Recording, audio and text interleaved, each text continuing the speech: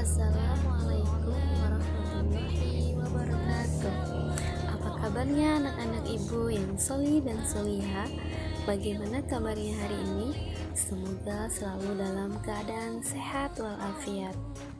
Baiklah, pagi ini kita belajar pendidikan agama Islam, pelajaran kelima, cinta Nabi dan Rasul.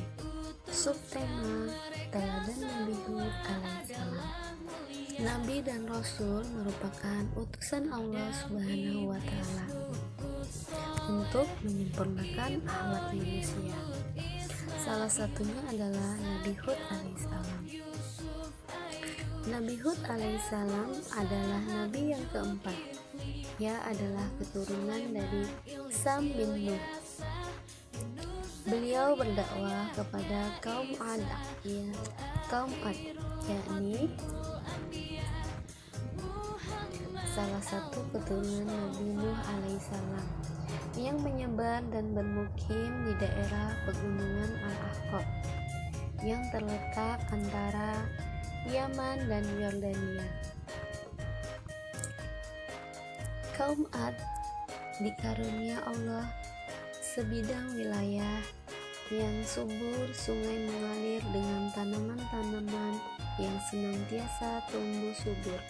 Mereka bahkan bercocok tanam dan membuat perkebunan sendiri, sehingga memperoleh hasil pertanian dan perkebunan yang berlimpah ruah,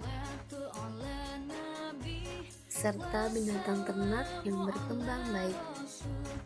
Kaum Ad bertubuh tinggi, besar, kekar, kuat, dan berumur panjang. Mereka dapat memahat tanah menjadi bangunan yang tinggi, megah, dan indah.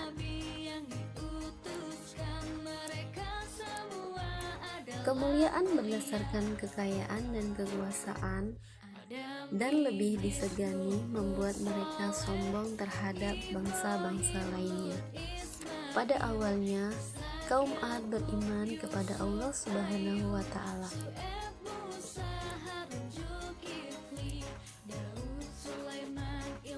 Akan tetapi, mereka mulai membuat patung dari tokoh-tokoh yang mereka hormati. Lama-kelamaan mereka meninggalkan beriman kepada Allah. Kemudian mereka mulai membuat berhala untuk disembah.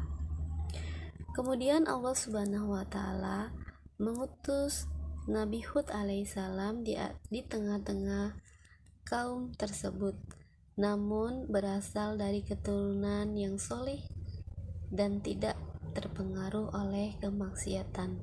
Beliau bersikap santun dan berbudi luhur, serta tidak mudah marah. Setelah diangkat jadi nabi, beliau berpesan kepada kaumnya untuk berhenti menyembah berhala dan kembali ke jalan Allah. Akan tetapi kaum Ad berkata bahwa Nabi Hud alaihissalam adalah orang gila karena telah mengutuk berhala sembahan mereka. Berulang kali Nabi Hud alaihissalam mencoba untuk berdakwah dan dengan santun, namun berkali-kali mereka menolaknya. Pada suatu ketika, wilayah kaum Ad dilanda hujan, dilanda kemarau berkepanjangan. Selama beberapa tahun hujan tidak turun. Hal tersebut menyebabkan kekeringan dan kelaparan di mana-mana. Nabi Hud mengatakan bahwa Allah Subhanahu wa Ta'ala akan murka kepada siapa saja yang menyekutukannya. Kaum Ad pun menjadi bosan dengan seruan Nabi Hud alaihissalam. Mereka semakin berani hingga menantang Nabi Hud alaihissalam untuk mendatangkan azab yang pernah dikatakannya saat menyampaikan dakwah. Kemudian langit menjadi gelap. Kaum Ad mengira bahwa sembahannya akan mendatangkan hujan bagi mereka. Kaum Ad begitu senang melihat keadaan tersebut. karena dapat kembali menanami tanah dan lahan mereka yang selama ini kekeringan. Hujan itu ternyata tak kunjung datang. Justru langit gelap dan angin bertiup menjadi semakin kencang. Ternyata itu azab dari Allah Subhanahu wa Ta'ala. Bencana angin kencang tersebut berlangsung selama 7 malam 8 hari dan menyebabkan seluruh kaum Ad yang berada di wilayah Al-Ahqaf binasa. Bismillahirrahmanirrahim. Allah menimpakan angin itu kepada mereka selama 7 malam dan 8 hari terus-menerus. Maka kamu lihat kaum Ad pada waktu itu mati bergelimpangan seakan-akan mereka tunggul pohon kurma yang telah kosong lapuk. Quran Surat Al-Haqqah ayat 7. Kemudian Nabi Hud bermukim di daerah Hudral Maut bersama para pengikutnya.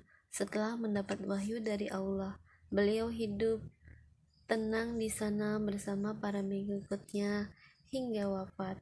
Itulah kisah Nabi Hud alaihissalam. Dari kisah tersebut kita dapat mengambil beberapa hikmah atau beberapa keteladanan yang dapat kita tunjukkan dalam kehidupan sehari-hari. Di antaranya, kemampuan yang kita miliki janganlah membuat kita bersikap sombong, karena kesombongan yang kita perlihatkan akan mendatangkan kemurkaan Allah Subhanahu wa Ta'ala. Kita senantiasa bersikap santun dan berbudi luhur meskipun kita berhadapan dengan orang-orang yang kasar dengan kita. Selanjutnya, kita senantiasa taat kepada Allah Subhanahu wa Ta'ala dan Rasul-Nya, karena apa yang disampaikannya merupakan jalan keselamatan bagi kita.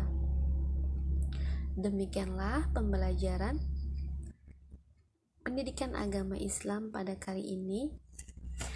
Semoga anak-anak ibu bisa memahami dan menceritakannya kembali kisah keteladanan Nabi Hud alaihissalam.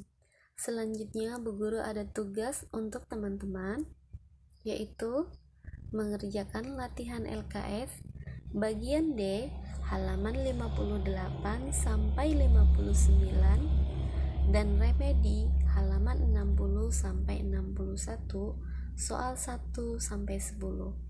Tugas kirim via Classroom. Demikianlah pembelajaran pendidikan agama Islam pada pagi ini. Wassalamualaikum warahmatullahi wabarakatuh.